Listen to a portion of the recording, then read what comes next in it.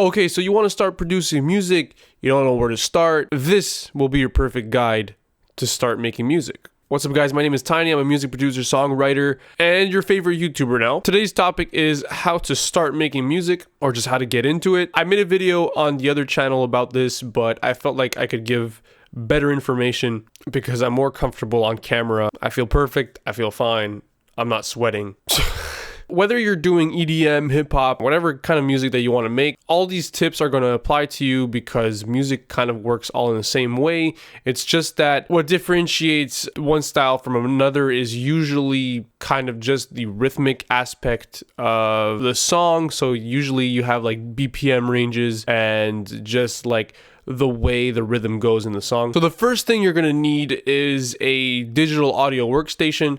So I'm assuming that you have a computer. If you don't, you should get one because making music on a mobile device is kind of not optimal. You kind of want to plug in these kind of microphones into your computer, which you can't do with an iPad. So a DAW, or digital audio workstation, designed to manipulate audio, record vocals, record instruments, and also use virtual instruments that you could get onto your DAW. So if you're just starting out and you don't want to buy anything just yet, you can start with GarageBand that is on Mac only, or Cakewalk that is on Windows only. They're both free, so if you want to get started with something like kind of powerful and that can manipulate audio very well, then you should get started with those ones. When you're actually going to buy one, or if you're going to buy one directly like right now, I suggest that you get like FL Studio, Ableton, Cubase, or Studio One. The reason why I picked these and not some of the other programs is that all of the ones that I named work on Mac and PC. So if you're working on collaborations with other people,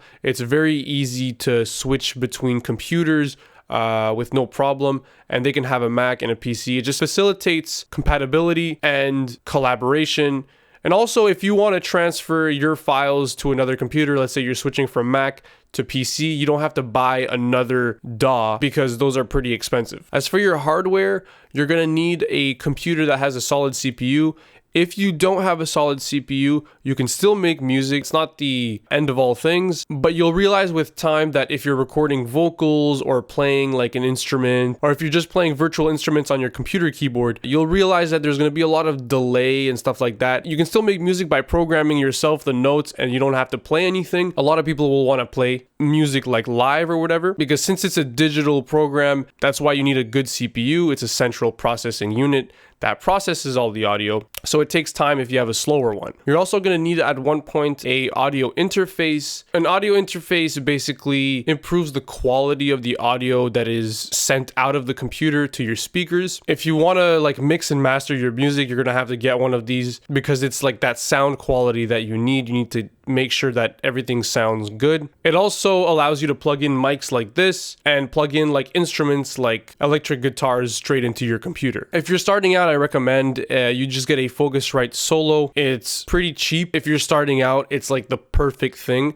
even though it's just like a tad bit more expensive than the super cheap ones. It's worth it, and in the long run, you'll probably thank it. If you're going to start making music, you're going to have to also learn a bit about music theory. The first thing that you should learn is probably just the foundation of all music, which is music scales. So this could literally be applied to EDM, hip hop, or whatever kind of music that you want to make. It's literally the foundation. After that, you can create all kinds of chords and melodies that you want to make and create different emotions with the music. So you're also going to need to learn a bit about mixing and mixing techniques, because you can't just slap on a bunch of instruments on top of each other and assume that it'll sound good. The first thing that you should probably learn is what an equalizer is, and the first thing that you should learn to do with an equalizer is to cut out the bass out of everything that is not a bass sound. So anything that's not a kick drum and a bass guitar or bass synth, you should probably cut around at 100 hertz the bass. You don't want to muddy up all the bass sounds. You only need like 2, and even 2 is kind of pushing it.